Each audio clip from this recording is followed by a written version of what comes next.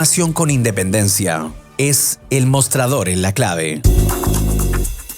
Estamos de vuelta, siendo las 8:42 con el mostrador en la clave. Vamos a conversar sobre el tema de la inmigración y sus repercusiones con una muy buena invitada, con Florencia Zafirio. Ella es especialista de migración, desplazamiento y emergencias de la UNESCO. Muy bienvenida, Florencia Zafirio. Hola Federico, muy buenos días, muchas gracias por la invitación. Pero feliz. Mira, yo voy a introducir la conversación brevemente para después, lanzarnos a la conversa. ¿Qué te parece? Perfecto. Adelante. Luego de las manifestaciones en contra de la inmigración irregular en Iquique, diversas organizaciones reaccionaron, entre ellas el Fondo de las Naciones Unidas para la Infancia, UNICEF. De hecho, plantearon que el Estado tiene la obligación de respetar y proteger los derechos humanos de todas las personas que se encuentren bajo su jurisdicción, sin distinción alguna de nacionalidad o estatus migratorio, lo que incluye prestar asistencia humanitaria. Eso, yo creo que el último párrafo dice mucho, ¿no? Florencia Zafirio. Totalmente. Sí, bueno, tenemos un desafío muy grande. Es importante recordar que este proceso de desplazamiento en la región, que ocurre desde el 2016, no tiene un precedente en la historia de América Latina y el Caribe. Hoy día son más de 5 millones de personas venezolanas las que se han desplazado fuera de su territorio, y lamentablemente hemos visto cómo esa migración también se ha ido precarizando.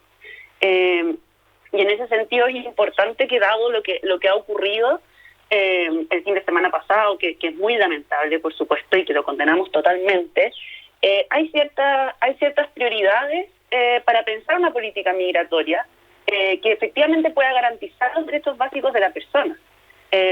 Y esa política debe pasar también por mirar lo que está pasando con niños, niñas y adolescentes. Vimos también con mucha preocupación estas cifras de Carabineros que nos muestran cómo más de 4.000 niños, niñas y adolescentes han pasado por pasos no habilitados, algunos incluso solos.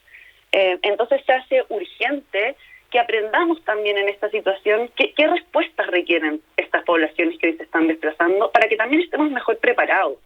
Si tú miras las cifras del fenómeno migratorio en el mundo y también en la región, este es un fenómeno que no para, que hoy día tiene razones muy vinculadas a crisis políticas, a crisis sociales, pero que también a futuro uno puede pensar van a venir otras razones, como es el desplazamiento por cambio climático, que ya lo vemos claro que sí, en otros países de la región. Claro.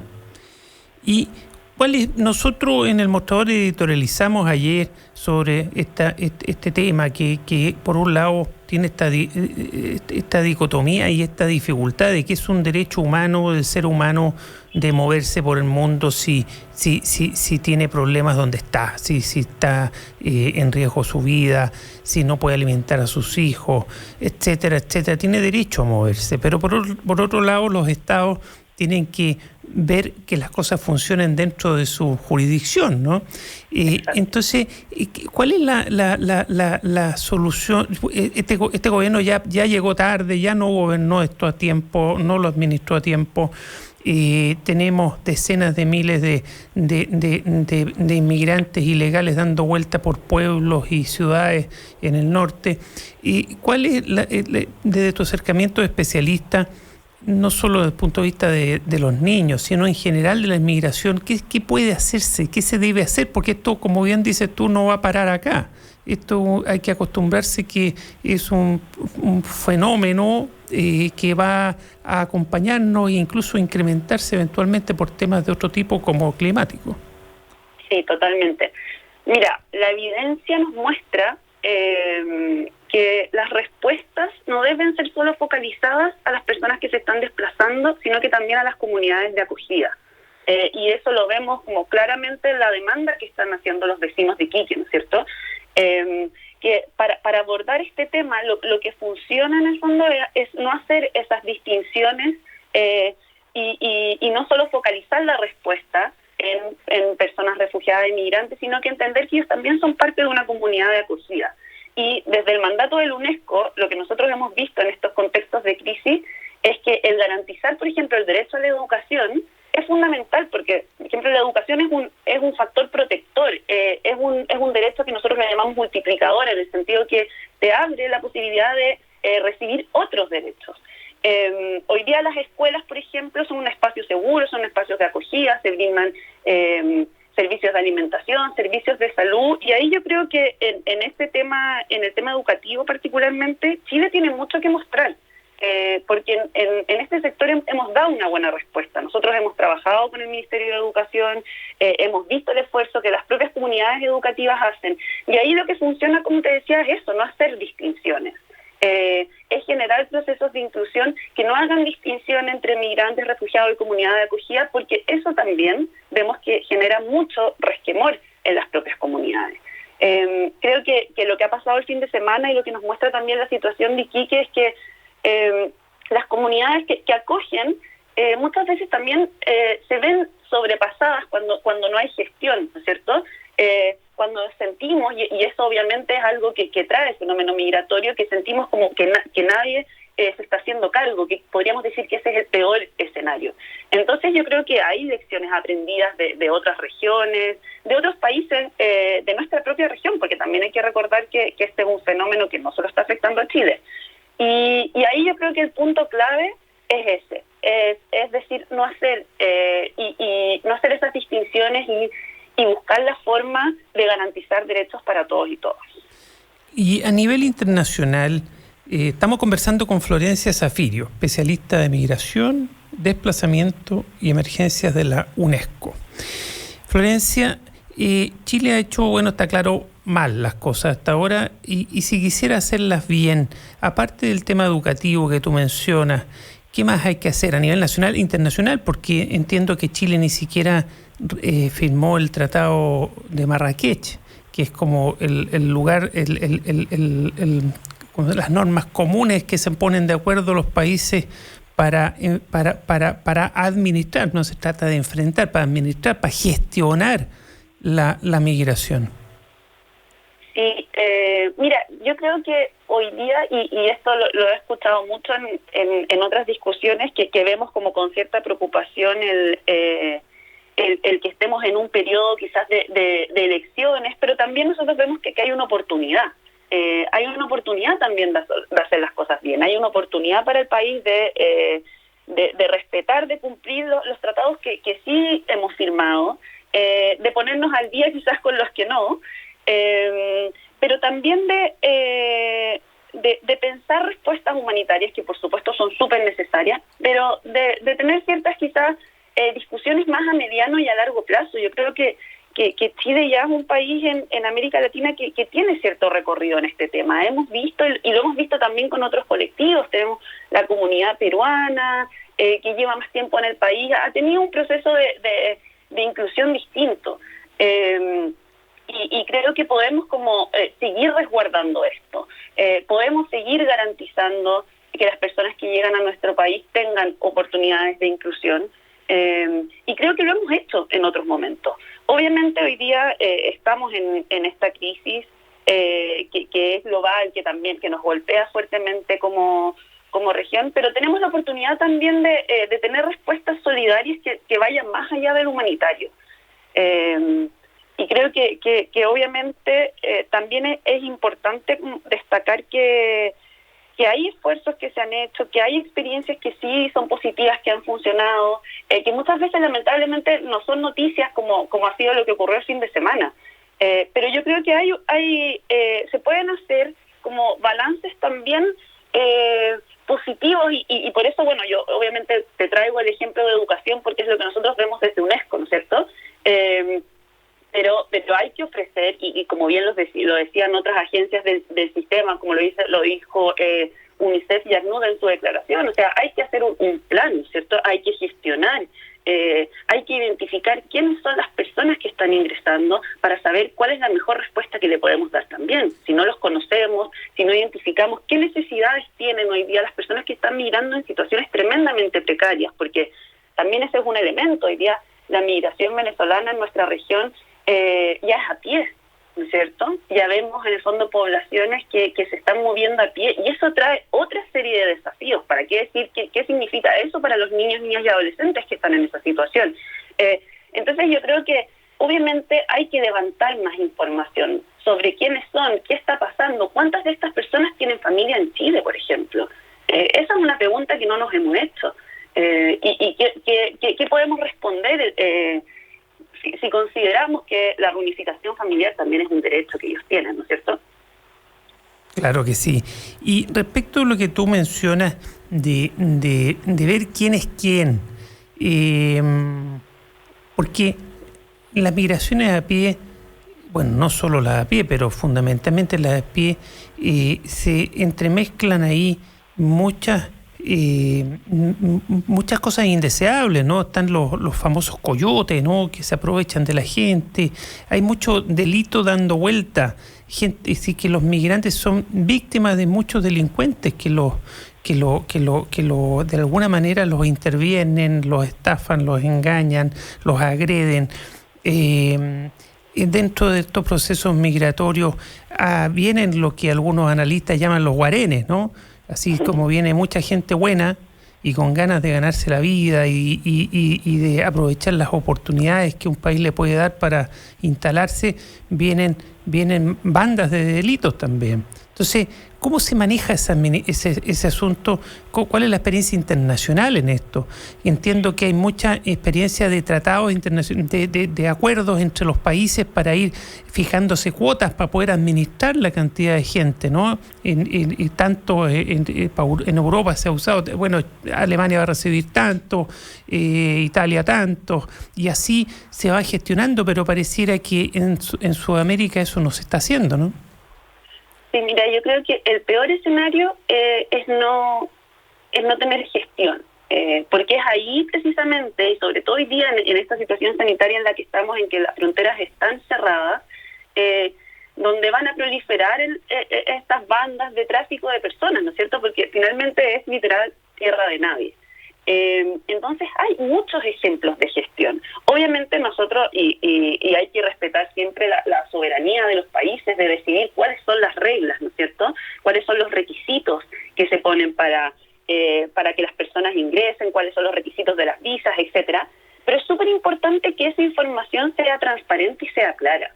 También los procesos se juegan ahí, en el sentido de que las personas sepan qué se les va a pedir.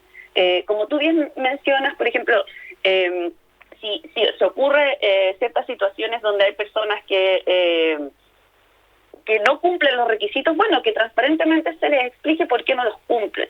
Y yo creo que ahí también estamos un poco en deuda y hay una tarea que como Estado podemos hacer mejor. Y también, bueno, tenemos la oportunidad, diría yo, de que con esta nueva ley de migraciones, donde ahora se está trabajando en el reglamento, ¿no es cierto?, de tener una mejor política. Obviamente este tema no se va a solucionar solo con una ley de migraciones, sino que la ley de migraciones se juega en cuál es su bajada, ¿no es cierto? Cuál es su bajada en los territorios, cuál es su bajada en las comunas, cómo tenemos un marco legal que le dé herramientas también a los gobernadores, a los alcaldes para gestionar este tema. Cada uno en el fondo en el nivel que le corresponde, pero ahí también hay una oportunidad muy grande. Un muy buen punto ese, porque en realidad parte de la gestión es detectar a los guarenes, como dicen algunos analistas, y no permitirles entrar a Chile o expulsarlos si ya entraron ilegalmente, pero al resto acogerlo.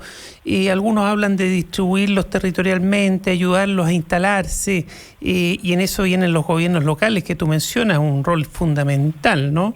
En todo sentido, salud, educación, ayudarlos a juntarse con los parientes que puedan tener ya en Chile, lo que tú decías, unificación familiar y el valor que eso tiene en sí mismo.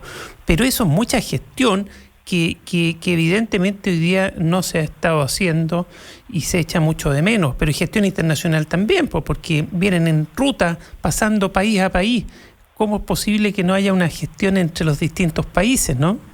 Exactamente, la coordinación regional es clave en este tema. Y vemos ciertos esfuerzos ahí hemos visto lo que ha hecho el proceso de Quito. Nosotros desde la UNESCO trabajamos en la Comisión de Educación del proceso de Quito y trabajamos con otros ministerios de la región, donde también participa Chile, y ahí vemos esfuerzos de ministerios de educación que de verdad son ejemplares. Yo creo que muchas veces también en nuestra región tendemos a buscar ejemplos de otras regiones y no a mirar también lo que nuestros vecinos están haciendo. Colombia ha hecho también un gran trabajo. Entonces es importante tener estas instancias de diálogos regionales, porque como yo te decía anteriormente, este no es solo un problema que está en Chile, es un desplazamiento que está ocurriendo en nuestra región y que tenemos que mirarlo también de manera regional. Claro. Este concepto de los albergues dignos, transitorios, para poder administrar la situación, es algo que se ha hecho en muchos países civilizados y respetuosos de los derechos humanos. ¿Qué opinión tienes tú de ello? Yo creo que obviamente hay una necesidad, y hoy día lo vemos claramente, en brindar estas respuestas humanitarias que pasan también por tener espacios seguros, protectores de refugio, pero no puede quedar solamente ahí. Y por eso también hoy día desde la UNESCO estamos hablando de este tema, ¿no es cierto? Porque también hay que pensar en respuestas a mediano y a largo plazo. Y ahí, por ejemplo, la educación, como te decía antes, juega un rol fundamental. Tenemos que poder proteger a las comunidades que están moviéndose hoy día por la región, pero no queremos tampoco, ni sería bueno pensar en, bueno, hagamos solo espacios de refugiados donde las personas, porque lo hemos visto en otras regiones del mundo también, se van quedando ahí mucho tiempo sin respuestas, sin una verdadera inclusión en la sociedad. Claro, no, eso no puede ser, tiene que ser transitorio y lo más rápido posible. Exactamente, dando oportunidades reales de inclusión, y eso pasa por oportunidades de empleo, oportunidades de educación, ¿no es cierto? Por tener acceso a salud, tener acceso a vivienda. Yo creo que también es importante darle voz a las personas que se están moviendo. Y saber un poquito más, como te decía antes, quiénes son, por qué están en esta situación, que obviamente es una situación de emergencia, ¿no es cierto? Pero probablemente cuando tú conversas con las personas que están llegando a Chile, la gran mayoría efectivamente busca una inclusión propiamente tal, ¿no es cierto? Tener las posibilidades de poder trabajar, de poder reencontrarse con su familia, de vivir en un lugar tranquilo y pacífico, y eso también es el prestigio que nosotros hemos ganado en nuestra región. Entonces creo que ahora nos toca actuar con consecuencia de esto. Por supuesto, y con consecuencia de actos del gobernante, ¿no? Del presidente Piñera, que invitó a los venezolanos a venir a Chile, ni más ni menos, al inicio de su gobierno. Para terminar, es que se nos acaba el bloque. Florencia Zafirio, especialista en temas de migración y desplazamiento. Cuando uno escucha y dice que cómo es posible, muchos analistas dicen, pero cómo es posible que Chile no haya ratificado, no sé si no solo no firmó, sino o no ratificó, no sé bien ahí, pero no somos parte del acuerdo del Convenio Internacional de Marrakech. ¿Qué pierde Chile al no haberlo hecho? ¿Queda fuera de qué comunidad de naciones? Digamos, ¿cuáles son los elementos importantes de ese acuerdo de Marrakech? A ver, yo diría que es sobre migración, precisamente. Sí, totalmente. Bueno, es un acuerdo que da la posibilidad de colaborar también entre países, ¿no es cierto? Y qué sentido hace hoy día el ser parte de un grupo de países que esté mirando este tema, que esté buscando, porque acá no hay soluciones mágicas tampoco, ¿no es cierto? Este es un desafío complejo, pero cuando lo resolvemos en comunidad, cuando miramos la experiencia de otros países, cuando nos ponemos también como horizonte o como meta el tener una migración segura y ordenada, efectivamente vamos a encontrar mucha riqueza ahí. Entonces yo creo que obviamente siempre vamos a hacer un llamado a que el país participe en todas las instancias que hayan para discutir sobre este tema, pero también para seguir aprendiendo. Como te decía, nadie tiene hoy día el secreto de cómo hacer estos procesos. Eso es un muy buen punto, sí, muy buen punto. Y además, aprovechar, si se gestiona bien, lo mejor posible, se aprovecha una riqueza cultural enorme que viene con los inmigrantes, ¿no? Totalmente, y eso lo hemos visto muchísimo en el ámbito de educación. Lo vemos en las comunidades educativas donde la participación de las familias completas, de los estudiantes. Hoy día en Chile tenemos centros de estudiantes en colegios que están liderados por adolescentes migrantes, que ellos están trayendo también lo que aprendieron en sus sistemas educativos y muchas veces incluso desafiando a los mismos equipos de esos establecimientos, desafiándolo en el sentido de trayendo otro conocimiento, trayendo riqueza, mostrando cuáles son las prácticas culturales, lo que aprendieron en sus espacios. Entonces ahí hay una oportunidad gigantesca y qué mejor que tener esa diversidad en nuestras aulas, que además nos ha abierto la puerta para mirar otras diversidades. Entonces, totalmente hay una oportunidad ahí. Florencia Zafirio, muchas gracias por esta conversación en el Mostrador en la Clave. Se nos acaba el bloque, pero te deseo que tengas un muy buen día. Igualmente, muchas gracias por la invitación. Hasta luego. Gracias. Nosotros vamos a ir a una muy pequeña pausa y ya volvemos con el Mostrador en la Clave. Diálogo y conversación en los tiempos que estamos viviendo. Escuchas El Mostrador en la Clave.